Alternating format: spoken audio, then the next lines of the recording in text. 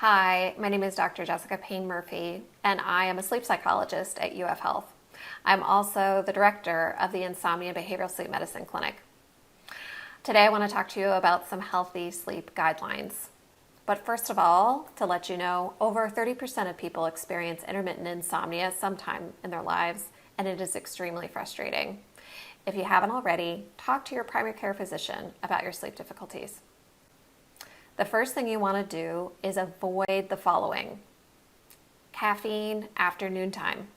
That may seem a little early, but caffeine has a longer half-life than we realize. Also, if you're a shift worker, just try to reduce your caffeine within 9 hours of your bedtime. You also want to avoid within 2 hours of bedtime exercise, alcohol, heavy meals, or nicotine. All of these things can influence sleep. Within 1 hour of bedtime, you want to avoid electronic screen use. And that's because we know that blue light that's emitted from these devices can interfere with your release of melatonin. There are free blue light blocking programs, one of which is called Flux, F.LUX, and that can be very helpful. Also, you want to avoid any non-sleep related activities in the bed or the bedroom. Watching TV, talking on the phone, snacking, all these things you want to cut out. Also, avoid seeing the time, the clock time at night. This can be even a little arousing and wake up our minds, and we want to avoid that altogether.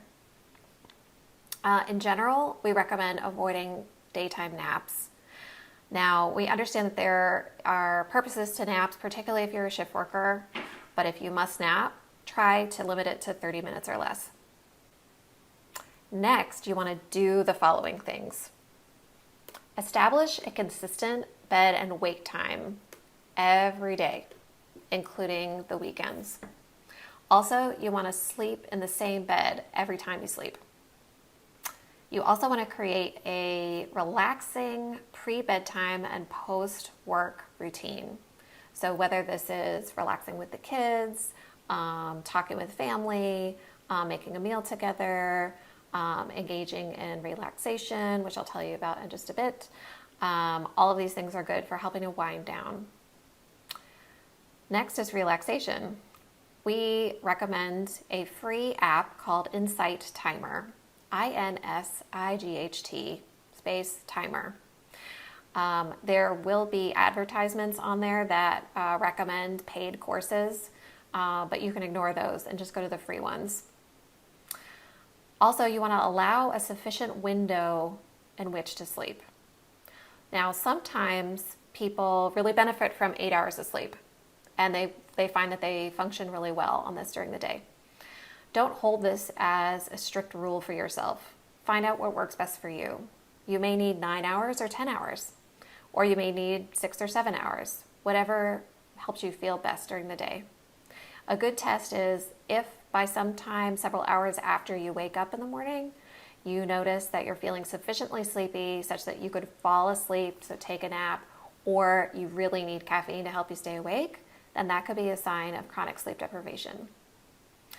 Also, you want to remove pets from the bed and the bedroom. This is really hard because we're really attached to our pets, but a lot of times they disrupt our sleep and we may not even realize it, but they do get in the way of our sleep. So let's say you're trying all of these things, but you're still having difficulties with sleep. So here are some steps to follow. So when you start to notice that you're having difficulties either falling asleep or staying asleep, and this usually occurs approximately within 15 to 30 minutes of trying, then you want to get up, get out of bed, go to another room, preferably in one that is dimly lit, and engage in a boring activity. Circling the O's in a newspaper is the most boring activity that we've ever thought of. It's very effective.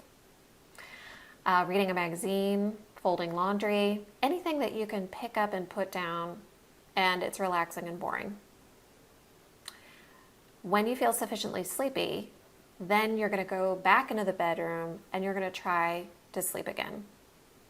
You may find that you have difficulty then. Don't worry. That's really common in the beginning when you try this strategy. All you're going to do then is get up and go to another room, engage in that boring activity until you feel sufficiently sleepy, and come back to your bedroom and then try again.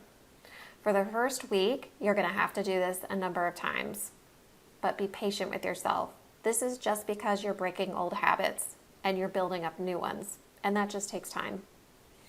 So if you have any questions about the following strategies, or if you'd like any guidance and help with your sleep, please don't hesitate to call me.